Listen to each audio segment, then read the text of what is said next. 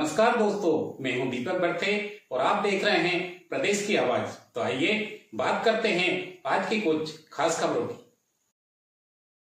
मुख्यमंत्री डॉक्टर मोहन यादव ने शुक्रवार को ऑपरेशन सिंदूर की सफलता पर उज्जैन और इंदौर में तिरंगा यात्रा में शामिल होकर किया संबोधित। भारतीय सेना के शौर्य, पराक्रम और अदम्य साहस पर संपूर्ण देश को गर्व है।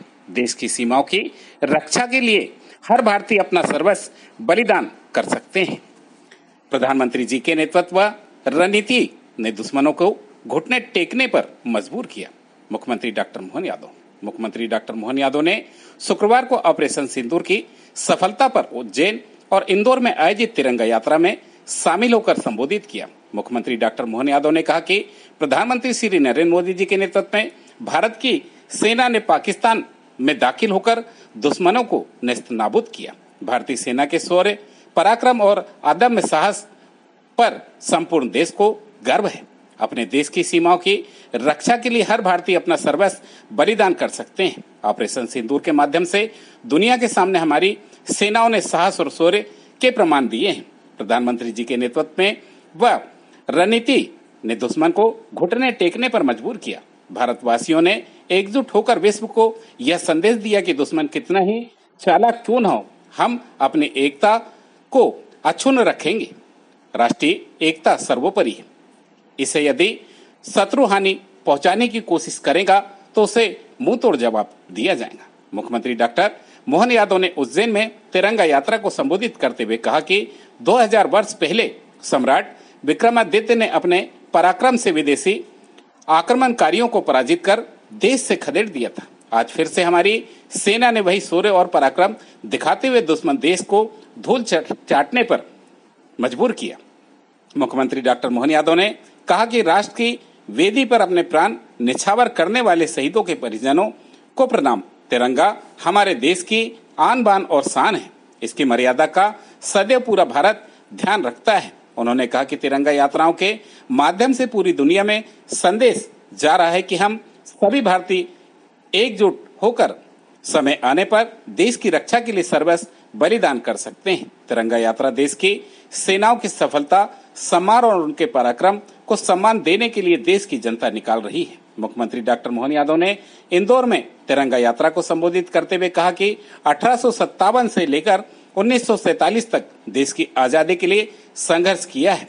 हजारों की संख्या में वीर सपूत बलिदान हुए। 1857 के पहले भी देश में कई युद्ध लड़े और अपने शौर्य और पराक्रम से जीते हैं, लेकिन सैकड़ों सालों के इतिहास में ऑपरेशन सिंदूर में सबसे कम समय में भारत ने दुश्मन को हराकर घुटने टेकने पर मजबूर किया। यह प्रधानमंत्री श्री नरेंद्र मोदी जी के नेतृत्व में हमारी सेनाओं के शौर्य पराक्रम का प्रतीक है। पूरा देश सेना के साथ पूरी एकजुटता के साथ खड़ा है। प्रधानमंत्री श्री नरेंद्र मोदी जी की रणनीति है कि 4 दिन में ही आतंकवाद और उसके आकाओं को भारत ने सबक सिखा दिया। ऑपरेशन सिंदूर के जरिए दुनिया ने हमारी सेनाओं का परिक्रम देखा। इस तरह का पराक्रम वाली सेना के रहते हुए कोई भी देश भारत की ओर आंख उठाकर नहीं देख सकता। तिरंगा यात्रा देश की एकता व संकल्प शक्ति का प्रतीक है। देश की एकजुटता हमारे गौरवशाली अतीत की याद दिलाती है। मध्य प्रदेश सहित संपूर्ण देश प्रधानमंत्री श्री नरेंद्र मोदी जी के नेतृत्व में देश की सेनाओं के साथ खड़ा है। ऑपरेशन सिंदूर को लेकर अमेरिका के राष्ट्रपति ने 4 दिन पहले कही हुई अपनी बात को सुधार लिया।